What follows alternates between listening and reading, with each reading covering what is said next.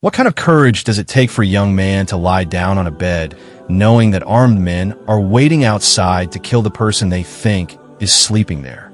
This is not just a story of bravery. This is the story of loyalty, faith, sacrifice, and love for the Prophet Muhammad. It is the story of a child born in a poor but noble house of Banu Hashim, raised under the care of the Messenger of Allah, and remembered by history as Hazrat Ali ibn Abi Talib. In the streets of Mecca, there was a house that did not shine with wealth, but it carried something far greater than gold.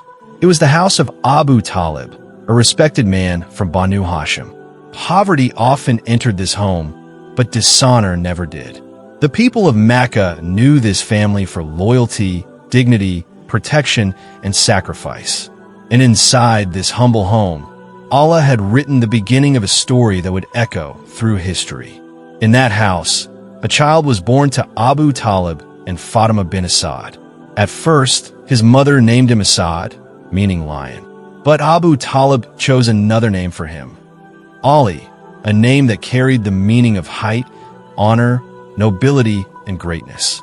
At that moment, nobody in Mecca knew that this child would one day grow up in the house of the Prophet Muhammad, become one of the earliest believers, stand beside Islam in its most dangerous days, and earn a place in history as Hazrat Ali ibn Abi Talib. Hazrat Ali's childhood did not begin in comfort.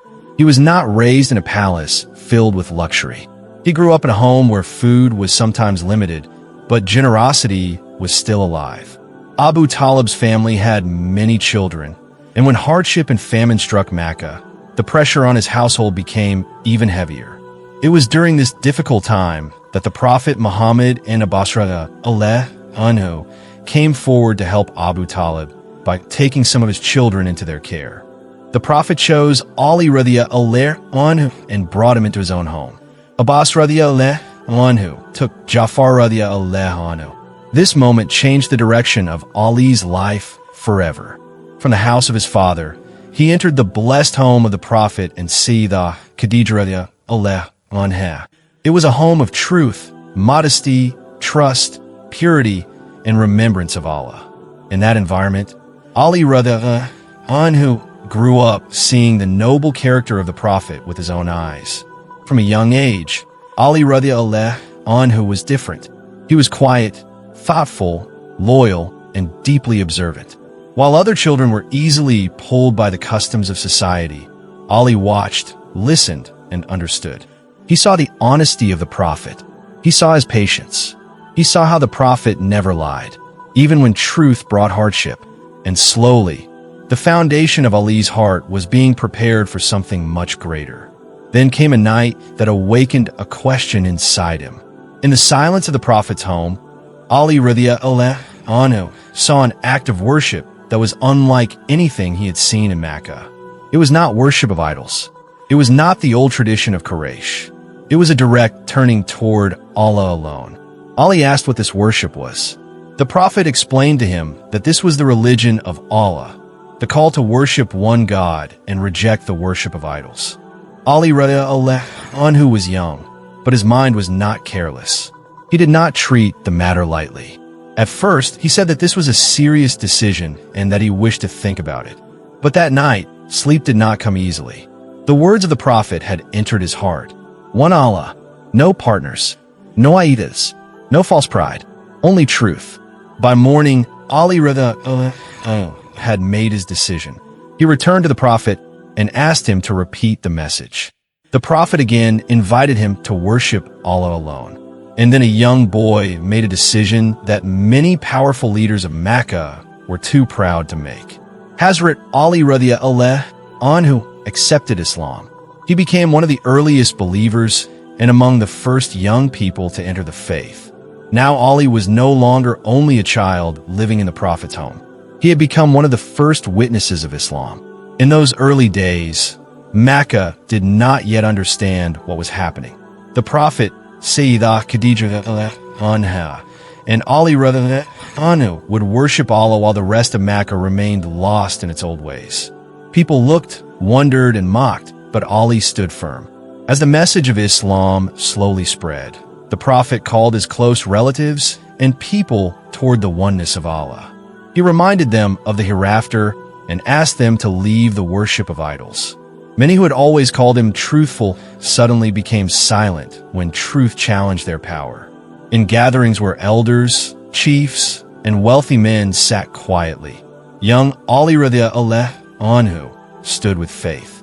His age was small, but his courage was great. This was a training of Ali radiallahu anhu. From childhood, he learned that truth is not just something to say.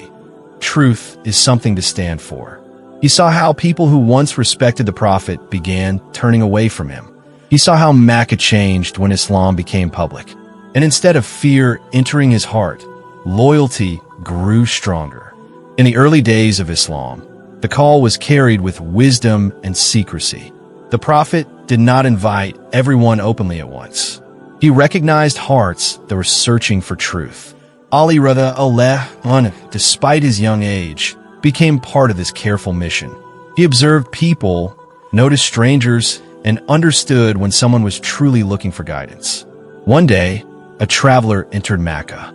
He was not like the merchants who came only for business. His eyes carried a different hunger, not for wealth, but for truth. This man was Abu Talib from Banu Hashim. He had already rejected idol worship in his heart and had heard that a prophet in Mecca was calling people to worship one Allah. But Mecca was dangerous. Anyone asking too openly about the Prophet could be suspected and harmed by Quraysh. Ali radiallahu anhu noticed him. He saw the restlessness in his face and the question in his eyes. With wisdom beyond his age, Ali approached carefully and guided him toward the Prophet.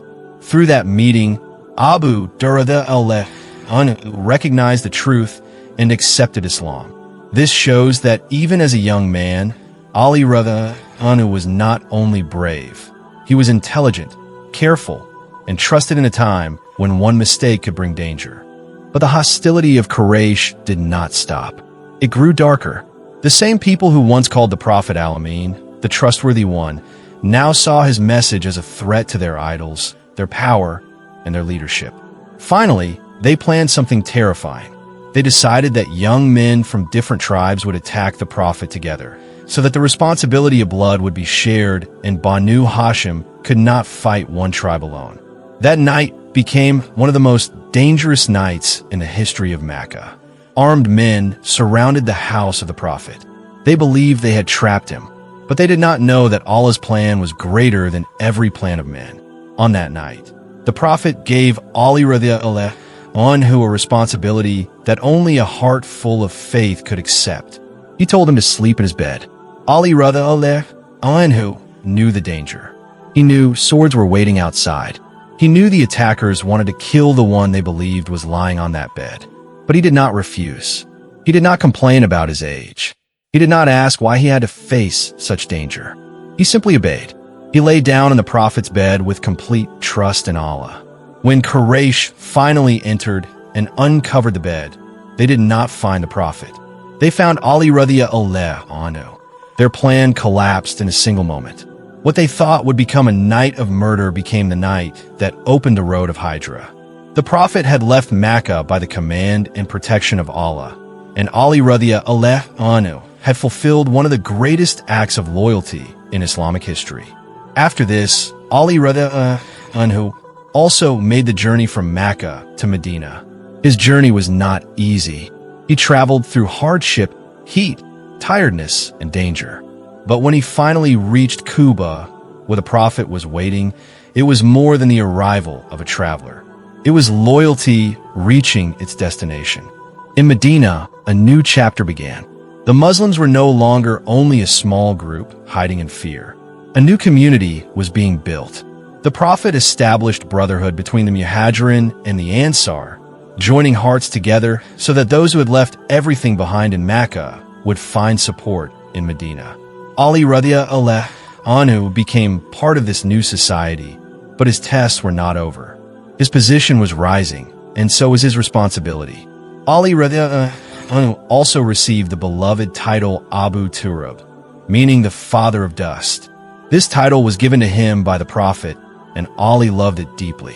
It was not a title of pride or wealth. It reflected humility, closeness, and love. As life in Medina continued, another beautiful chapter opened in Ali's heart. He wished to marry Sayyidah Fatima anha, the beloved daughter of the Prophet. Ali radiyallahu anhu did not come with wealth or luxury. He came with modesty. When he presented his wish, the Prophet asked what he had for the mahr. Ali had little, but he had a shield. That shield became the mahr of Fatima radiyallahu anha. Their marriage was simple, pure, and blessed, a home built not on wealth, but on faith, modesty, and love. Hazrat Ali radiyallahu anhu was not only a warrior, he was a man of patience, worship, knowledge, humility, and loyalty. The Prophet expressed his love for Ali on many occasions. At Khaybar, the Prophet said that he would give the banner to a man who loves Allah and his messenger, and whom Allah and his messenger love. The banner was then given to Ali radiyallahu anhu.